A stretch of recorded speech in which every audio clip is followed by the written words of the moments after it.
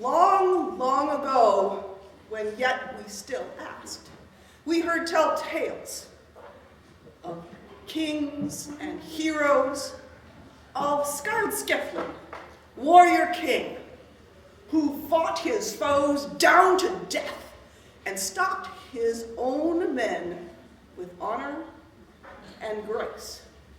It was not always so with Scott. For when he first sailed to Denmark, it was as an orphaned babe, friendless, homeless, kinless. But he grew in stature and in strength, and made his days as a warrior and a wealthy man. Vast tracts of land he owned, and his soldiers sailed upon the ships and left, and returned victorious with tribute and obedience. What a king! And Skyle gave unto Denmark a son, Beowulf. Beowulf was blessed by the Lord of Light and became a fierce and mighty warrior and brought great honor to Denmark. He was the glory of Denmark. Now, in all good time, at the fated hour, King Skyle slipped unto death. His son Beowulf and his warriors carried his body down to the sea, as he had asked them to do while he was still living. And they placed his body in the prow of a ship, wooden and creaking with caked ice, and upon it they heaped treasures, gold, jewels, silks and furs, swords and shields, spears and axes. And then they pushed the bark out into the ocean and let her take it into her arms. And she carried him away to we know not where. And so Beowulf ruled in his father's stead, and he was as loved and ruled as long as did his father. And he gave unto Denmark a son, Halfdane, and Halfdane ruled as long and as well, and was as loved as was his father. And he gave unto Denmark 3 sons and a daughter. And one of those sons, Hrothgar, gained such fame for Denmark that he outshone the prowess of his father and his father's father and his father's father's father. And men swore their oaths unto him by blood, for the warriors of the father will be sworn to the son. Children are our future, but a warrior must earn his fame. Hrothgar, with his mighty army, got an idea. He dreamed of wealth and more of fame. I will build a mead hall. Okay, everybody's got a mead hall. Not just a mead hall. I will build a mead hall that is longer and broader and taller than any mead hall that has ever been born, ever on this land. And all my warriors will fit in it. And I will sit upon this throne, and I will give out arm rings, and I will give out plunder, as is their worth. I will build a mead hall, and so he commanded, so it was done. Hrothgar's men cut down the trees, and worked the timbers, and laid the foundation, and built the mighty mead hall. And it was magnificent. It was larger than any mead hall that any man had ever seen, and Hrothgar called it our place. Not so big on the names. But he gathered all of his people. This having accomplished dream, he called for a feast. Not just any feast. This was the feast of feasts. Whole herds of cows were slaughtered. Whole herds of swine were spitted and put on.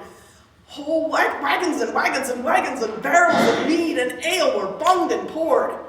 And all of the knights, their squires, and the people came into the hall and celebrated. Poets came from everywhere to sing the songs and tell the stories. And Hrothgar's own poet told all of the best stories, of course.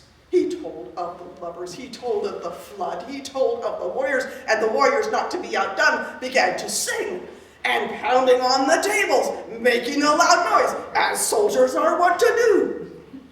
They were all singing for thanksgiving and gratitude for this magnificent gift that Hrothgar had given them. Singing and stomping and clanging and banging and making lots of noise, as they do. Now there are two kinds of people who live upon this earth, the children of man and the children of the sons of Cain, who when they coupled slid into 1,000 shards and created all manner of evil.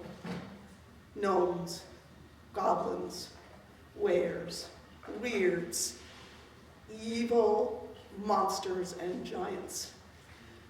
And one of them just happened to live right below our place.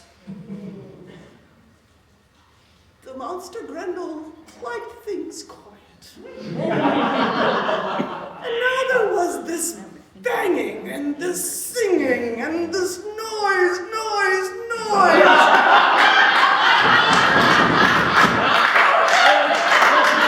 It would not stop. And so he said, I must go up and find out what is making all the noise. And he climbed up and up and up until he heaved his massive body onto the land.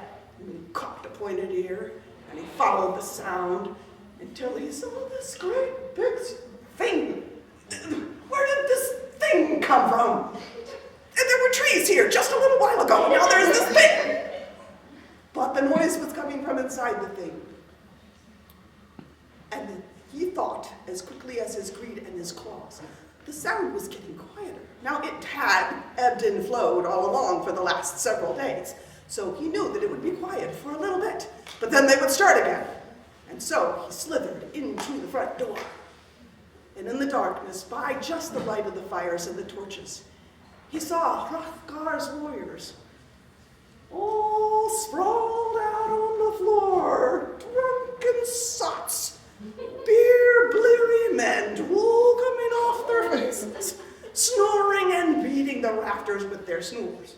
And he thought, well, fate would have it. This is my moment. And he took 30 of them one at a time and bashed their brains against the walls, grabbed the rest of their carcasses and hauled them down into his cave. And then he thought, it would be quiet, and I will sleep.